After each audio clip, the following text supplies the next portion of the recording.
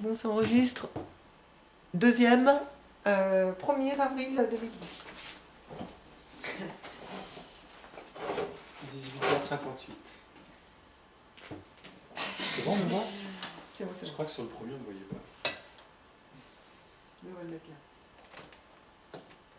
Tu sais que l'autre fois, sur la vidéo, dès que tu ouvres l'écran, ça fait baisser la lumière. Ouais, je sais. T'as vu, hein? C'est assez... On va le faire là. Tu le reconnais? Oui, oui. Alors... Football. Masse populaire, mythe. Le mythe, 1982, France-Allemagne. Coupe du Monde à Séville. Donc c'est un match mythique que moi j'avais vu et j'avais trouvé ça, quand je l'avais vu, extraordinaire. Et je l'ai revu. Je crois que mythique, c'est pas le mot, parce que mythique, ça induit une part de quelque chose qui n'est pas réel, alors qu'il a vraiment eu lieu, il était vraiment historique. Non. Par mythique, c'est devenu un mythe.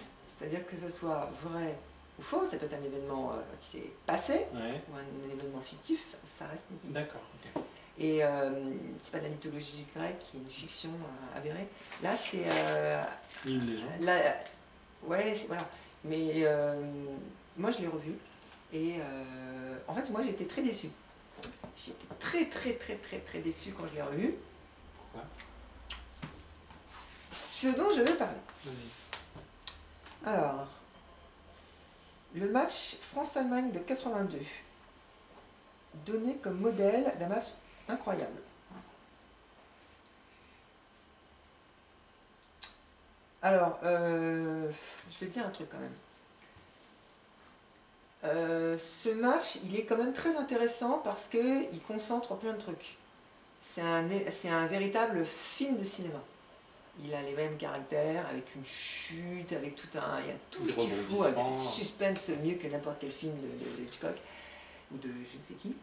La fin avec Schumacher, et le tueur, le meurtre, le meurtre, tout ça. Et donc c'était un film mise en scène incroyable. Pour ça, c'est un des plus beaux. Mais le match en tant que tel, je trouve qu'il n'est pas intéressant. Maintenant, il faudra peut-être que je le revoie. J'ai revu le match en 2006. Alors, je vais en parler, mais ce n'est pas forcément l'essentiel. Je sais ça, moi, je vais en parler.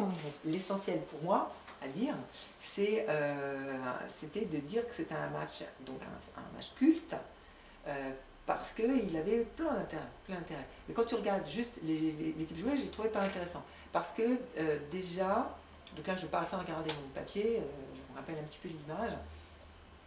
Donc moi j'ai dû le revoir en 2007, 6, même avant, puisque j'ai dû le revoir en 2005-2006. J'ai trouvé qu'il y avait énormément de violence, qu'ils se taclaient tout le temps, les actions n'étaient pas intéressantes, c'était pas du beau foot. Ça, on pourra en reparler sur la définition du beau foot, parce que j'ai beaucoup travaillé là-dessus. Pour les fiches, il fallait que je comprenne, et puis pour moi, il fallait que je comprenne un peu pourquoi un foot me plaît, et pourquoi je vais le qualifier de bon foot. Et qui m'intéresse beaucoup moins pour ça. Oui, voilà, Oui, parce que là, pour le coup, je ne suis pas forcément d'accord. Il y bien, avait évidemment de la violence dans ce match, mais c'était un match avec une intensité incroyable. Oui. Mais là, je et t'ai dit, qui élevait de ce fait-là le niveau de jeu de ce match. Non? Bah, moi, c'est ça que justement, moi, je décortique. On a dans ce match-là. Je sais pas. Oui, mais par exemple, on a le France-Brésil de 86, qui est d'un niveau de jeu exceptionnel. En termes de niveau de jeu, peut-être un peu plus haut que le France-RFA, que France-Allemagne. Mais surtout, toi, tu vas dire que c'était du beau jeu parce qu'il y avait moins de violence. Je te laisse parler, je vais te dire après, parce que j'ai pas mal de choses à... Mais ce sont deux matchs différents, avec peut-être une qualité technique supérieure dans le France-Brésil, mais déjà une qualité technique absolument pas négligeable dans le France-Allemagne. Très belles actions de la part des Français, voire même des Allemands. Enfin, et surtout une intensité terrible. Oui, mais là tu me rejoins, c'est-à-dire que le match... Oui, même c'est le un niveau match- de jeu, non, c'est sur... Jamais j'effacerai ce match. Parce que ce Non, match c'est sur le niveau de jeu, tu dis le niveau de jeu, le jeu n'était pas si le intéressant que foot en tant ça, que la foot. violence. Le foot en tant que Ah, foot même le foot en tant que foot. ne m'intéresse pas. Alors, Ah, vas-y, je vais te répondre, ouais.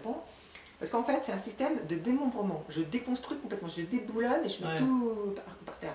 C'est-à-dire que quand tu regardes le match sur le plan du foot, il y a eu des trucs incroyables. Il y a le but de Marius Trésor qui est l'un des Très, très plus beau. beaux Ouais, buts ouais. des années 80. Demi-finale. Dans tout ce qu'il a, en plus dans tout ce qu'il Prolongation, incarne, dans tout ce qu'il met une beauté, une plasticité, il remonte tout le terrain et va foutre une raclée. C'est un but à l'allemand en plus, une raclée aux Allemands pour leur dire regardez, je vais vous punir, voyez, moi aussi je peux le faire. Et en plus il est arrivé c'était le 3-1, c'était l'écrasement de l'Allemagne. 2-1. C'est Non, c'est 2-1. C'est à 2-1. Ouais. Ok. Marius Trésor, c'est le 2-1. Donc c'est lui qui porte l'avantage donc c'est pire encore, c'est encore pire. Ouais. C'est le truc qui arrive et qui commence à dire c'est nous qui allons gagner, maintenant c'est nous qui allons aller en finale. Ouais. Donc j'imagine un peu le truc. Il réunit tout ça, mais ce sont des moments pris. Pour moi, un match de foot, c'est un morceau de musique. Et ce qui est essentiel pour moi n'est pas essentiel pour les autres. C'est comme si je vais dire, voilà, les artistes importants pour moi, c'est cela, et je ne vais pas aller voir les autres parce que c'est cela. Et les gens vont me dire, pourquoi ?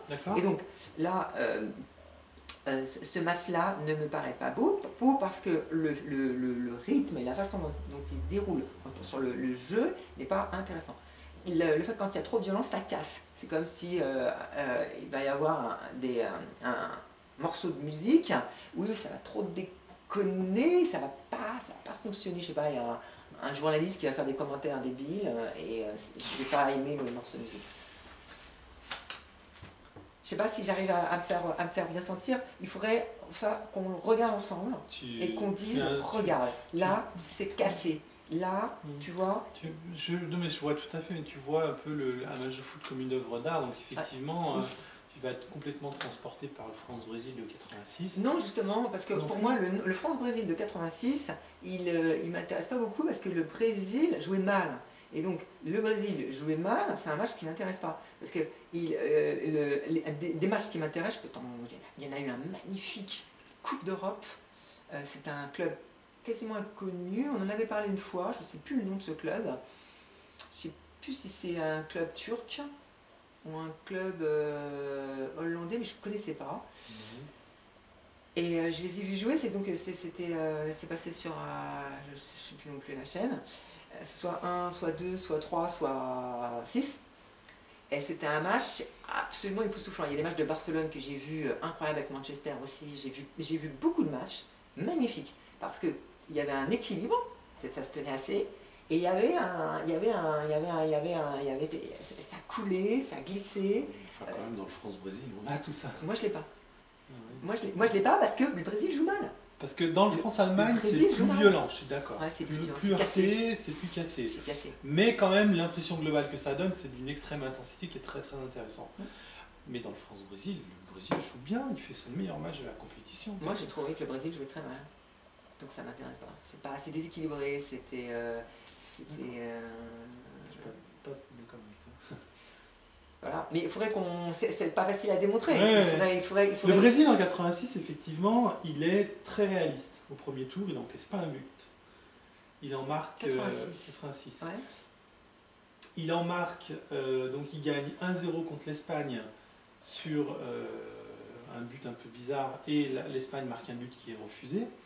Ensuite, il gagne 1-0 contre l'Algérie. C'est la seule erreur du gardien algérien qui par ailleurs fait un match énorme, je crois. Où c'est un défenseur qui fait une grosse erreur sur le but brésilien. Donc les deux matchs, le Brésil n'impressionne pas du tout. Par contre, il fait un bon match contre l'Irlande du Nord en troisième match, mais l'Irlande du Nord, c'est pas une grosse équipe. Idem en huitième de finale contre la Pologne, où il gagne 4-0, mais au moment où il y a 0-0, il y a 2 ou 3 occasions polonaises très fortes, avec notamment des poteaux. Et donc un Brésil qui n'a pas encaissé un but en arrivant en quart de finale, mais pas forcément très très convaincant et relativement défensif. Par contre, contre la France, ils font un grand match. Franchement, ils font un grand match. La France a énormément de chance dans ce match-là. Le Brésil touche 2 fois les poteaux, domine quand même, ils ont beaucoup d'occasions. Moi, Donc je pense qu'il faut vraiment un beau match contre la France. Alors, tu le fais par... là, tu me fais une relativité, c'est-à-dire que tu me compares par rapport à ce qu'ils ont fait. Non, pas forcément par rapport à avant. Intrinsèquement, Ce que je veux dire, c'est que, faut que je le revoie. effectivement, en 86, le Brésil n'avait pas une très grande équipe. Par contre, contre la France, ils font un très gros match. C'est ça que je veux dire. 86, ouais, parce qu'en 94, ils ont gagné. Ils avaient une bonne équipe en 94, le Brésil? Pas trop non plus. Ils ont gagné au Forças en 94. C'était pas un beau Brésil en 94. Il n'y avait que les deux de devant, Romario et Bebeto. Sinon, c'était pas très... Bon. 86, c'est l'époque où ils ont sorti Josimar, il y avait une grosse défense avec Julio César et Dinho. J'ai encore un Julio César. Moi, j'ai connu Julio César, 78. Oui, et au milieu de terrain, il y avait surtout des travailleurs. Il y avait, enfin des travailleurs, à la brésilienne, mais travailleurs quand même, comme Elzo, Alemão. Il y avait Junior aussi, Junior, qui était un ancien défenseur et qui est passé au milieu de terrain. Oui, il me dit quelque chose, Junior. Oui, Junior, t'es en 82? C'était en 82. Ouais, ok.